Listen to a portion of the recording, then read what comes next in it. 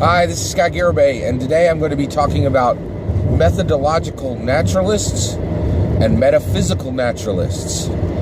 So these are two very interesting terms, two very interesting types of people that I recently learned about. It's groupings that people fall into.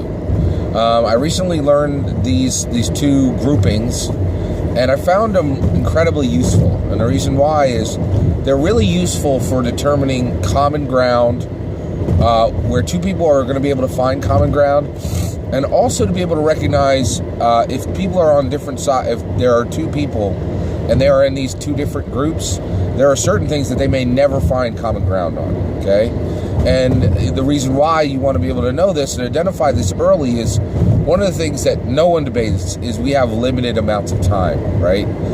Everyone understands that on this earth we have a limited amount of time. That's a fact that is not debate. I've never heard anyone debate that we have a limited amount of time on this earth, and that we need. And if you understand that, you understand that you need to use that time well. So you don't want to spend time having conversations that aren't fruitful or that are going to go in a circle, or that one person on one side will just say this is a semantic difference, things like that. Okay, so let's define these two groups. Or these two types of people. So there is a methodological naturalist. A methodological naturalist is a person who believes that methodological naturalist is a person that believes that natural events have natural causes. Okay. A metaphysical naturalist believes that natural events have natural causes, and there is absolutely nothing beyond those natural causes. Okay, so metaphysical, both methodological and metaphysical naturalists, both methodological naturalists and metaphysical naturalists, believe that natural events have natural causes. The difference is that a metaphysical naturalist believes that there is no supernatural. There is nothing beyond beyond natural causes for anything. Okay. Now I am a methodological naturalist.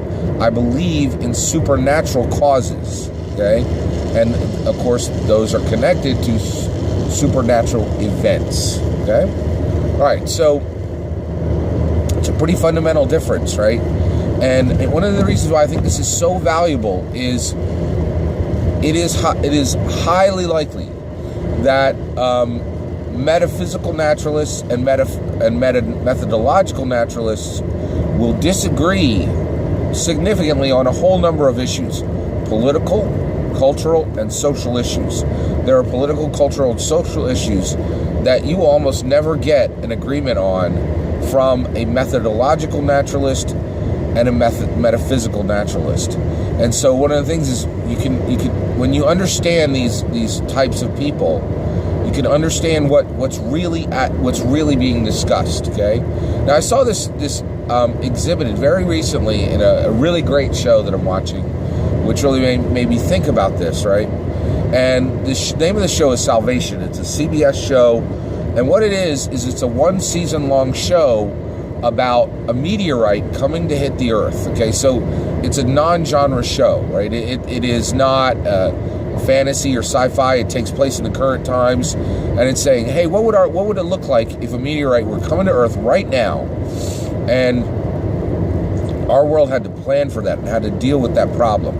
And it really, the whole show feels like West Wing plus Meteorite, right? Now, I loved West Wing. I thought it was a great show, and so I really like it, right? And I'll tell you, this show, Salvation, it is slow and it is very slow, right? And the reason why is it's a lot of meetings, and it's government people, and it's scientists, and right there's very little action in this show, right? But it's awesome, right? And it really discusses some deep topics, and I'm enjoying every single episode of it, right? But there was a character in this show, and this character is a writer, right? And it's a young girl who's a writer, and she has think of like the son of Stephen King, all right? Like everybody knows he's a great writer, and he has a son, and there's a question of, is his son a great writer? And so this young girl is in the same boat where she's a writer, but she's the granddaughter of a great writer, someone who's written a book that has made him very wealthy and that is highly respected, and it's a philosophy book, okay? But she's writing fiction, right? So she goes to her grandfather, and she has had major arguments with her grandfather. She actually fights with her grandfather and has major disagreements with her grandfather, but she breaks down and she goes to talk to him. And the reason why is she had, in this show, this girl, this young writer girl, she had a boyfriend, and the boyfriend was aware that this meteorite was coming to strike the Earth, and he lied to her. He lied to her for over months and did not tell her the truth. And the reason why is everyone who knows about this meteorite is being instructed by the government, do not tell anyone about this meteorite. And the reason why is we have about 6 months to get everything ready for when this meteorite is going to hit the Earth. And when it does hit the Earth, by the way, spoilers for Salvation. I haven't seen the whole thing, but there's spoilers in here.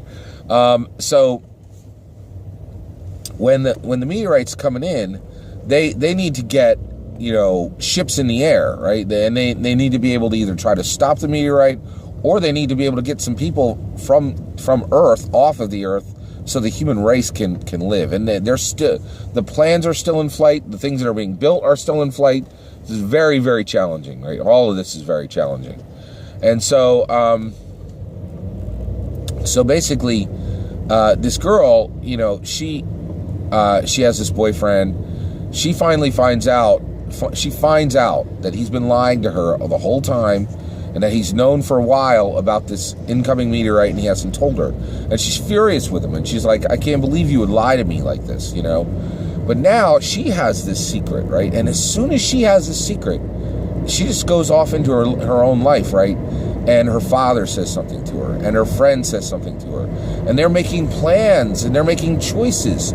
Oh, and suddenly, now she owns this secret, right? And now she's not telling her parents, she's not telling her father, you're going to die in 6 months. And she's not telling her friend, you're going to die in 6 months. And she's doing exactly what her boyfriend did to her. She's lying to them, right? Because she knows if this secret is told, it will spread like fire, and it can destroy the world, right? In that, it can destroy the world in the aspect of any chance they have of getting the human race to safety, any chance they have of getting a ship up there, to a spaceship up there to destroy the meteorite, relies on peace on this Earth and an absence of chaos, right? Just really, really interesting. It's a really interesting story, right? So this young girl goes to her grandfather and she says, I have a main character in my story, and this main character has a secret, right? Now, does she tell the people she cares about this secret so that they can make plans for their lives? Or does she keep this secret from them so that she can spare them pain and chaos, right? And that's the root of the issue, right? The root of the issue is now being discussed, right? And her grandfather just jumps and cuts right to the point, right? And he's like, well, this person who has this secret, are they, what are they like, right? And she says, oh, well, I think this person is a good person, right? And her grandfather says, no, that person is not a good person. And the reason why is there are no good people. People at their base nature are bad. They want to do bad things, right? And that is why you must keep this secret, right? You think that you can tell people, a secret, so because you're good and they're good, and they'll do the right thing with this secret, and they'll use it to, make their own lives better, right? And they won't, rain pain and chaos into other by telling everyone immediately, right? But the reality is, people are bad. People are bad, right? And and if you believe that people are bad, then that person must keep that secret, right? And the girl gets frustrated and she's like, I can't believe this is such a waste of time, right? Now and she's saying this conversation was a waste of time, right? And in many ways she's right? She is a metaphysical naturalist. She believes that natural events have natural causes, and there's nothing beyond beyond those natural causes. There are no supernatural causes. This older man, he is a methodological naturalist. He believes there are supernatural causes, right? And this is one of the things. I think if you're a methodological naturalist, you're far more likely to believe that the base nature of humanity is bad, not good, okay? And I think if you're a metaphysical naturalist, you desperately need to believe that the base nature of humanity is good, right? And because we're all there is, and we're at the top of the chain, right? And if we're evil, what does that mean, right? Because if you're a metaphysical naturalist, once death comes, there's no chance for justice for anyone beyond this life, right?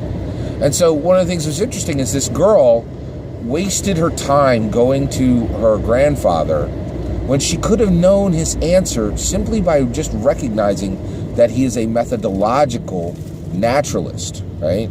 So if he's a methodological naturalist, there's a really good chance, there's a high probability he is going to say the base nature of man, the base nature of humanity is bad, evil, right?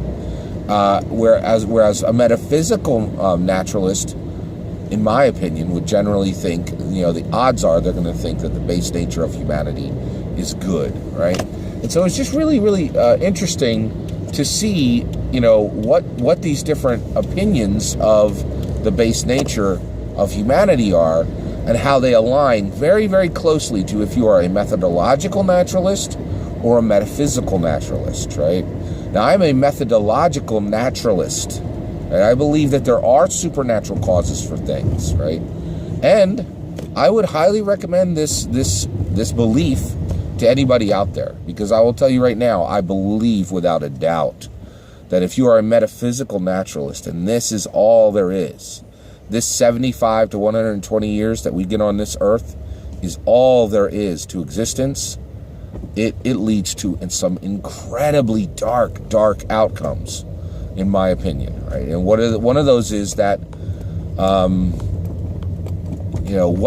there's a whole lot of things, but I actually believe that if the structure of the world makes far more sense through methodological naturalism, and that a methodological naturalist has a much, much better grasp on how this world actually works than a metaphysical naturalist. Thank you. Take care.